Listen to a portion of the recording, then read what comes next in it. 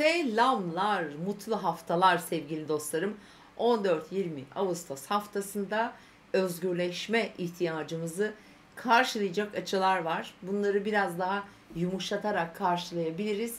Özellikle değişime açık olmamız gereken bir hafta ve değişime açık olarak olanı olduğu gibi kabul ederek, itiraz etmeden her şeyin bizim için olması gerektiği gibi, olması gerektiği zamanda olduğuna inanarak, kendine güvenerek, evrenin akışına güvenerek ve kendimi olduğum gibi kabul ederek ve kendimi severek ve onaylayarak bu haftaya başlayın.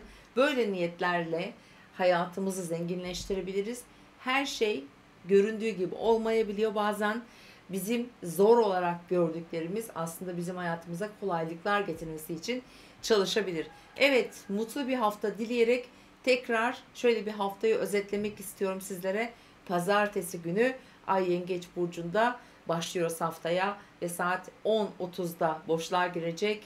13.30'a kadar yaklaşık Yengeç Burcu'nda ve boşlukta olacak. Bu yayını yapma sebebim aslında bilhassa da bunu söylemek. Çünkü Venüs'ün Şiron'la şifa veren dediğimiz bir açısı var. Özgürleştirir, şifalandırır. Bizim tıkanıp kaldığımız yerlerde özellikle sevgiye ihtiyacımız, sevgiyle ilgili konular, bunlar tabii ki inançlar, bazı kalıplarla çok alakalıdır. Biraz geçmişte kendimizi bloke ettiğimiz tüm alanlarda açabilir. İlişkilerimizde lütfen daha olumlu yaklaşalım. Bir şeyleri zorlamak yerine olduğu gibi kabul edelim. Şu anda olmuyorsa zorlamayı bırakalım. Önümüzde demek ki olmasını gerektirecek daha doğru zamanlar vardır. Bunları bekleyelim. Bu Venüs'ün Şiron'la olan açısı asla vazgeçmek, yani vazgeçin demiyorum. Fakat doğru zamanın gelmesini bekleyebiliriz. Eğer ki bir şeyler yolunda gitmiyorsa. Diğer yandan tabii ki özellikle bugün ilk yarısında Ay Neptün'le de kavuşacak. Daha huzur arayışı, evrenin akışına güvenmek, biraz daha böyle sağlıkla ilgili konularda daha yumuşak, daha pozitif yaklaşmak mesela daha rahat etmemizi sağlayacaktır.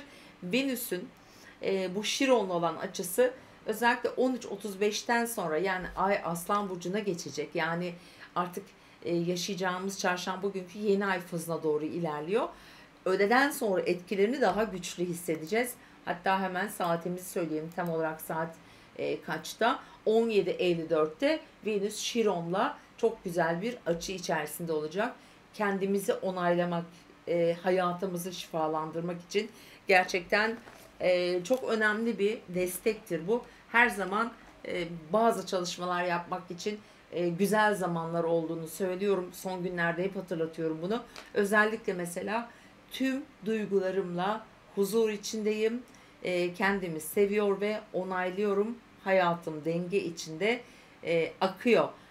Bunlar için sizde çalıştım, özellikle bu açı için ve her şey biraz önce dediğim gibi olması gerektiği gibi akıyor. Şu an bu yayını izleyen, ilk kez belki kanalıma uğrayan, tesadüfen denk gelen ve devamlı beni takip eden değerli, sevgili arkadaşlarım, kıymetli dostlarım, bu olumlamalarla haftaya başlamanızı canı gönülden diliyorum. Ve bunları eğer dinliyorsanız da mutlaka hayatınızda bir şeylerin değiştirme ihtiyacında olduğunu ve bunun için şu an hepimizin, yani bu yayını izleyen herkesin de bir adım attığını söyleyebilirim. Çünkü buraya boşuna gelmediniz. Şu an bu yayını tesadüfen dinlemiyorsunuz. Evet, genel olarak böyle bir etki var. Hepimiz için güzel olmasını temenni ediyorum. Ve bir diğer önemli, benim için yani çok önemli gördüğüm bir açımız daha var. O da çarşamba günü Mars ve Uranüs arasında olumlu bir açı var. Ben genel olarak tüm burçlara anlattım. O yüzden hani burç yorumlarında, haftalık burç yorumlarında oradan detaylı izleyin. Ben bugün, yani şu anda bu yayında önemli olan açıları bize neler getireceği açısından söylüyorum.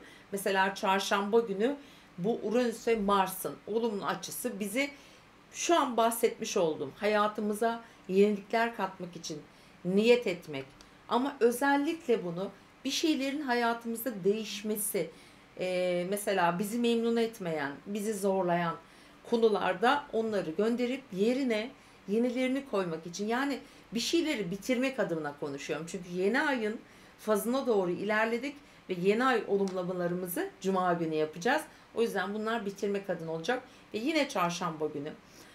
Saat tam olarak bu arada 12.37'de yeni ayımız doğacak. Fakat aynı gün Uranüs ile Güneş'in arasında bir yine 90 derecelik bir dik açı var. Ay ile Uranüs arasında yine 12 sıralarında dik açı var. Fakat tüm bu zorlayıcı koşullar arasında yine sabaha karşı Ay bu sefer Şiron'a sabah 5 sıralarında çok güzel bir açı yapıyor. Bu aslında bugün yaşadığımız Venüs'ün olan o güzel Şiron olan açısının da yine aktif olduğu bir gün. Dolayısıyla mesela Uranüs Güneş karesi özgürleşme ihtiyacımızı çok önlere çıkaracaktır. Hani biraz öfkeyi kontrol etmekte zorluklar verebilir. Kendimizi hani isyankar bir açıdır. Bağımsızlığı getirir. Ve duygusal anlamda içsel olarak bir dışa vurumu çok yüksektir. Kelimelerimi çok seçerek dikkatli olarak kurmaya çalışıyorum. Tabii toplumsal alanda çok başka etkileri var. Ben sadece şu an kişisel bazda ve bizim hayatımıza nasıl katkısı olur o anlamda söylemeye çalışıyorum elimden geldiği kadar. O yüzden hani dedik ya biraz özgürleşme dedik, bağımsızlık dedik, kendimizi yenileme. Bu hayat bize bazı şeyleri bazen zorlar, dayatır. Ve bu anlamda da bizi bağımsızlığa götürdüğü yolda biz hayatımızda kendi kendimize sınırlar koyarız. Bunu istemeyiz. Ve bu bizim hayattaki işte akışımızı durdurur. O yüzden kendinizi akışa bırakın lütfen. Hayatta yani özellikle astrolojide sert diye gördüğümüz açılar ki kareler hep olması gereken açılardır. Lütfen bunu unutmayın. Sayın astroloji öğrencileri için de bunu söyleyeceğim. Çünkü kareler diğer açılara göre çok daha etkili çalışır. Yani doğum haritalarında da aslında böyle hep üçgen, hep üçgen, hep üçgen. Bunlar aslında bizi hayatta bir yere götürmeyebilir. Kareler olacak ki hayat biraz bizi sıkı yönetim altına alacak. Kontrol duygusu, hayatımızı düzenlemek ve biraz daha sıkı çalışmak diyelim bize iyi yerlere götürebilir. O yüzden bu yeni ayın etkileri çarşamba günü işte burada bizi ne kurtarıyor? Uranüs'le Mars kurtarıyor. Orada çok güzel bir dengeyi sağlayacak. Bize yapmak istediklerimizi, hayatımızı değiştirmek istiyoruz. Yeni bir bakış açısı kazanmak istiyoruz. Buna niyet ediyoruz, buna girişiyoruz, adım atıyoruz. O kadar güçlü ki marjinal değişiklikler. Bugüne kadar inandığınız değerleri değiştirebilirsiniz. Bu inançlarla da çok alakalıdır. Mars Başak Burcu'nda mesela beslenme alışkanlıklarımızı değiştirmek için çok güzel adımlar atılabilir. Günlük rutinlerimizde bizi şimdiye kadar hiç ilgimizi çekmeyen, bakış açımızı değiştirecek bazı kavramlar getirebilir. Bunlar iş hayatı için de geçerli. Günlük beslenmemiz, işte alışkanlıklarımız dedik, çevremizde olan iletişimimiz, egzersizler mesela spora başlamak bize çok zor gelmiştir. İşte hep başlarız, niyet ederiz, vazgeçeriz. Bunlar için yine çok çok önemlidir ve gerçekten de adım attıracak bir açı. Özellikle tam olarak evet çarşamba günü kesinleşiyor ama bizim için cuma günü pardon çarşamba kesinleşiyor. Evet çarşambadan sonraki 2 gün sonra yani cuma ya da cumartesi olarak düşünebilirsiniz. Biz özellikle yeni ay niyetimizi yapabiliriz. En çoğunuz beni burada tabii ki hayat koşulları, paramız nasıl, para kazanacağım mı, işe gireceğim mi, işte evliliğim nasıl olacak, aşk hayatım nasıl olacak gibi konular için dinliyor. Ama her şeyin temelinde eğer hayatında bir sıkıntı yaşıyorsan, memnun değilsen bunun da sebebi kendimiz olduğunu unutmayalım ve bize çok basit, çok sıradan gibi görünen o kelime, o cümle gerçekten çok önemli. Öncelikle kabul etmekte başlıyor arkadaşlar. Kendinizi onaylayın lütfen. Her yaptığınızda bu içsel olarak tüm geçmişte belki de doğmadan önceki tüm nasıl diyeyim kabuklar, karmik etkiler. Bunların yavaş yavaş siz bağışladıkça, siz affettikçe çözülmeye doğru gittiğini göreceksiniz. Yani hayatınızdaki akışı değiştireceksiniz. Sağlık sorunuz varsa zamanla bunun iyileşmeye başladığını göreceksiniz.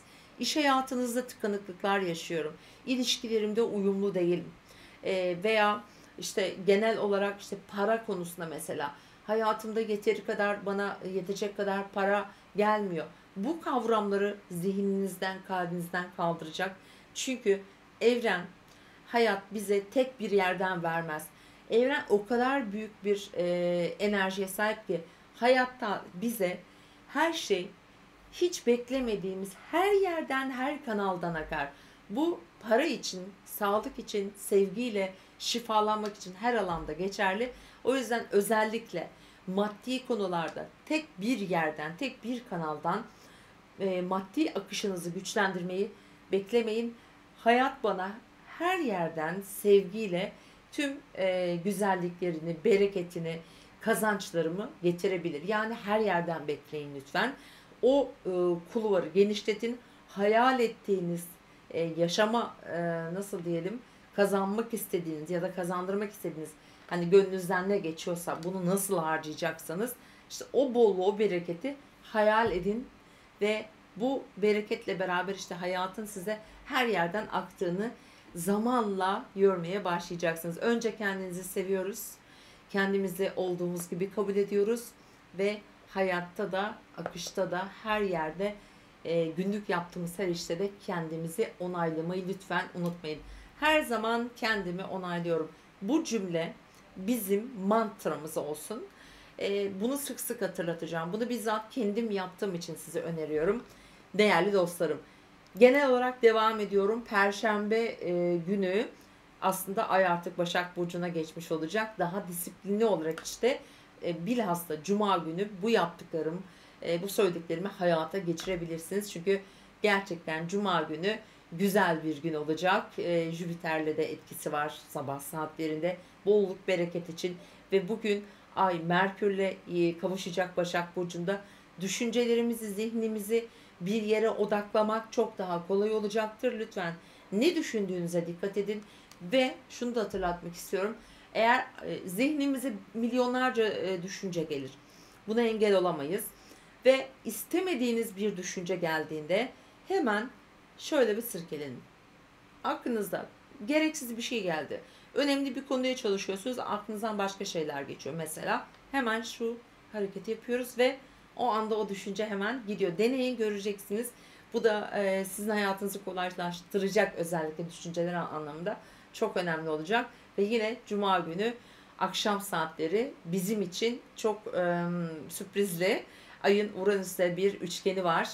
O yüzden Cuma günü bence en güzel günlerden biri ve Cumartesi günü özellikle yine ay boşlukta olacak bu arada 11.49 ile 14.53 arasında ve ondan sonra Terazi burcuna geçiyor ve Cumartesi günü Güneş'in kuzey düğümle çok güzel bir açısı var.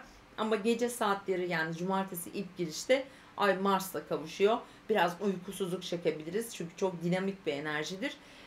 Fakat biz bunu olumluya çevirebiliriz. Böyle düşünün lütfen.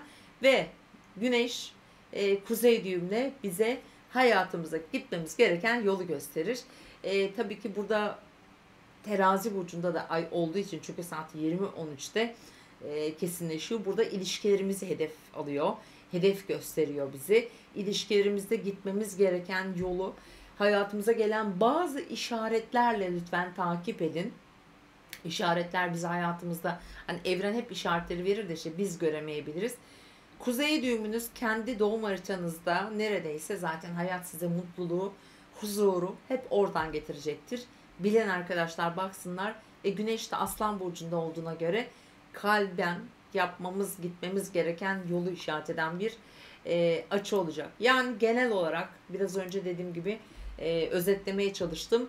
Uranüs yani yeni aylı bir hafta ve özgürleşme ihtiyacımız artırırken biz de sevgiyle değişimi ve özgürlüğü hayatımıza çekelim. Tekrar görüşmek üzere ve izlediğiniz için teşekkürler. İnşallah şifa dolu bir hafta diliyorum sizlere. Hoşça kalın.